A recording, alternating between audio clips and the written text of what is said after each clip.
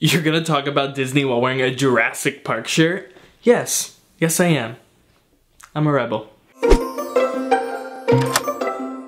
Hey, what's up you guys, and welcome to yet another week on Thingamavlogs. Now, as a Disney fan community, of course, there's many aspects of Disney that we love, from theme parks to movies to anything. But there are certain things within those elements that I don't think we give enough love to, and that are severely underrated, especially in the parks. So I wanted to share with you guys some of my top 5 severely underrated attractions in the parks. Funny enough, I only think one attraction in Disneyland is severely underrated, so we're gonna start there, and that is the Disneyland Railroad. A lot of people use the Disneyland Railroad just for like transportation, but it really is a neat attraction, and it's one thing that Walt loved. Walt loved trains. So as a guest in the theme park, he wanted the guests to love trains as well. And I think over time, it's kind of just became that transportation thing. But it really is a great ride, especially at Disneyland. If you've never been on it, there's a dino scene where it's like almost like Alan's Universe of Energy, where there's animatronic dinosaurs that you go through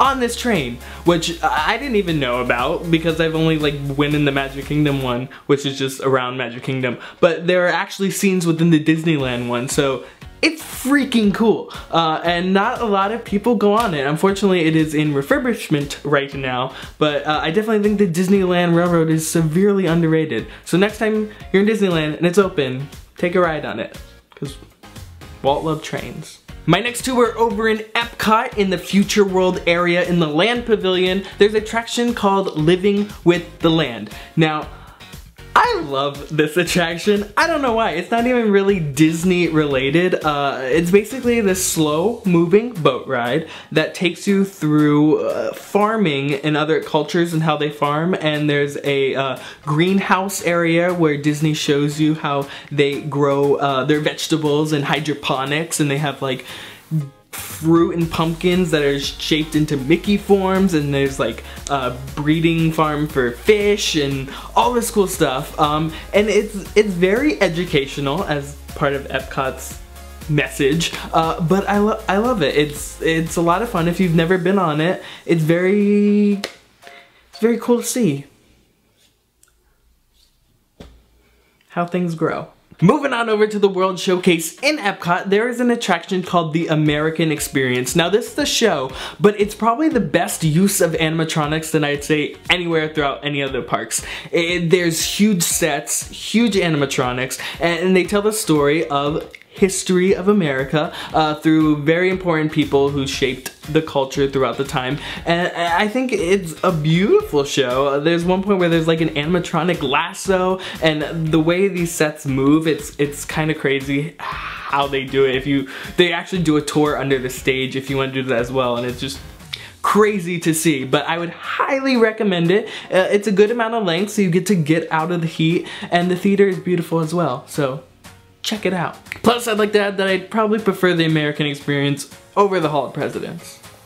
Sorry. Finally, my last two attractions are over in the Magic Kingdom in Tomorrowland, surprisingly. First is the TTA, or People Mover, whatever you want to call it. I still call it the People Mover because that's just how I roll. But if you don't know what that is, it is those kind of like blue seats that kind of drive around the perimeter of Tomorrowland. Number one, it's super smooth and relaxing. Two, it's a great people watching tool because you get like an overview look of Tomorrowland. And three, you get to experience or take a peek at some attractions before you even wait in line and get on them. Like it goes through Buzz Lightyear, it goes through Space Mountain, and it goes through some of the gift shops as well. So it's super fun. And a super awesome tip that if you ride it at the right time and Space Mountain happens to be down, you could get a lights on peak of Space Mountain, which is super awesome, and it happened to me twice.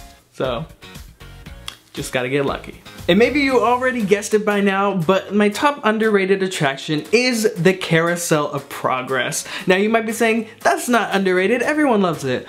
Unfortunately, we're the minority because not everyone loves it because there's barely anyone on it, and they already took it out of Disneyland, so it's only in the Magic Kingdom.